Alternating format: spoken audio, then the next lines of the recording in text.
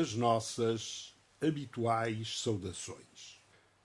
Principiou na Mialhada a campanha de divulgação dos serviços públicos essenciais. Podemos, de algum modo e irresponsavelmente, julgar que é fácil, que basta transcrever a lei para que os consumidores se sintam habilitados a exercer os seus direitos. Mas não é verdade.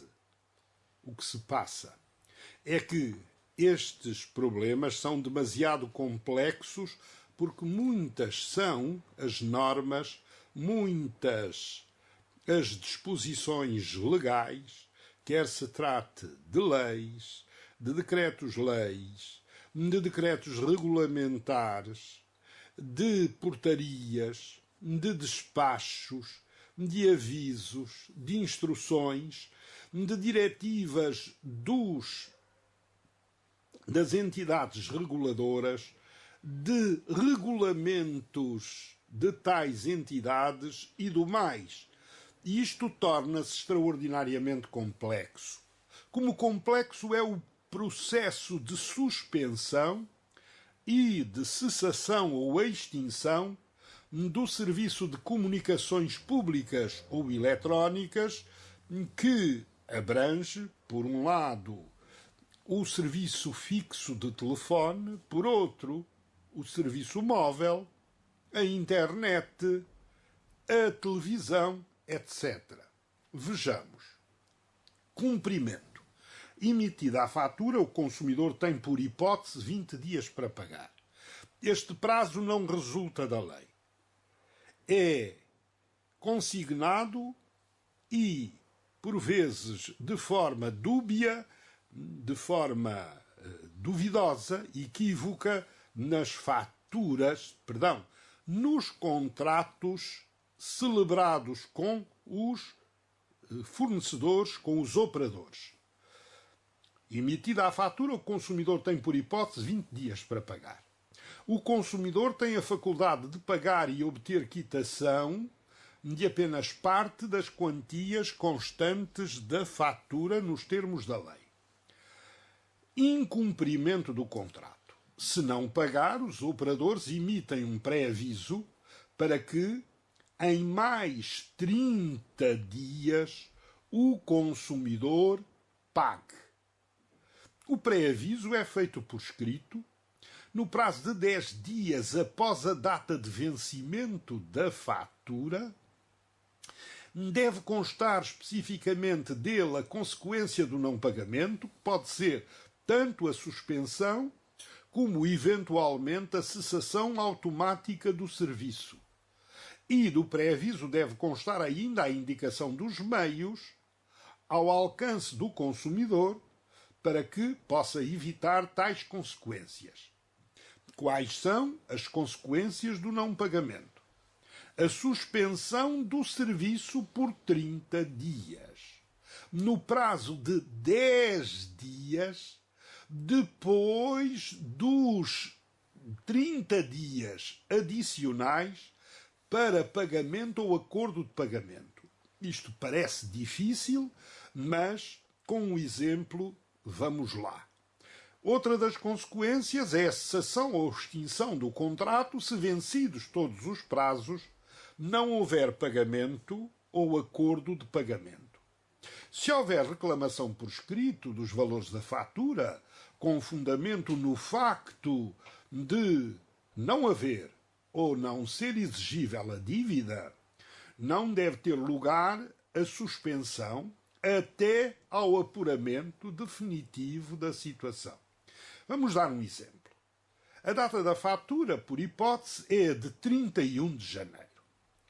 Como nos termos do contrato haverá 20 dias para pagamento, a data limite é de 20 de fevereiro.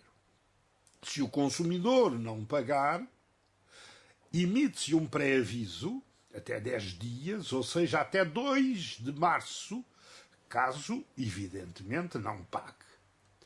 Ora, há um prazo adicional para pagamento, um prazo que acresce aos outros e que consta do pré-aviso, prazo esse de 30 dias, que arrasta efetivamente o prazo de pagamento até 1 de abril.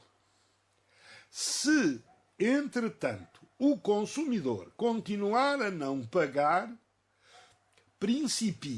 começa aí a suspensão. A data do começo da suspensão, que é de 10 dias, leva-nos até 11 de abril. E o período de suspensão é de 30 dias mais, o que nos leva até 10 de maio. Se subsistir o não pagamento ou o acordo por escrito de novas condições de pagamento, a 11 de maio, isto é, depois de 30 dias de suspensão, em que não tem acesso ao serviço, o contrato cessa, o contrato extingue-se, o contrato acaba. Se durante o período de suspensão, nos tais 30 dias, a fatura se regularizar, o serviço deve ser reposto imediatamente ou, se houver dificuldades técnicas, em 5 dias úteis após o pagamento ou o acordo de pagamento. Mas há outras consequências. Apesar da extinção do contrato, o consumidor obriga-se a pagar, a título de compensação, valor proporcional ao tempo de fidelização contratada que está para a frente, isto é, que não se esgotou ainda.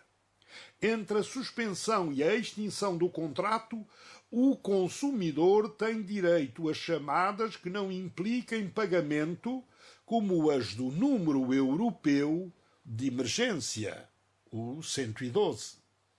Se o operador não cumprir o que a lei estabelece e permitir que o consumidor continue a fazer chamadas ou a beneficiar do serviço durante a suspensão, não poderá nem emitir faturas, nem exigir o pagamento.